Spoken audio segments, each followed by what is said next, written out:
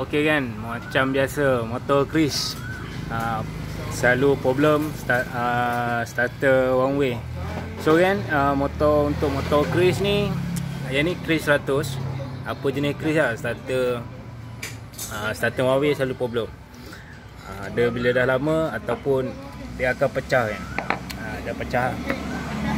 Dia pecah jadi bersepai macam ni kan. So kan, hari ni saja nak share dengan korang, nak tukar starter one way. Nampak dia dah teruk dah kan.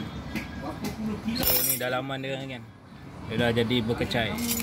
So ni salah satu, kalau starter bunyi bising, enjin tak boleh hidup. Tapi bila kita tekan enjin starter, dia bunyi bising kan.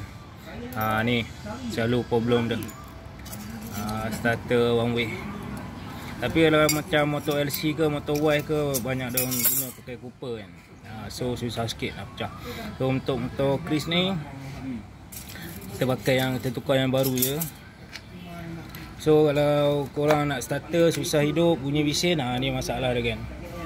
Kena buka, kena tukar starter one way. Kalau macam ni nampak, ni dia dah makan teruk kan. Ni makna memang kena tukar. Buka-buka tu berkecai terus. Okey kan, dapat ilmu yang baru. InsyaAllah kan, kita jumpa next video.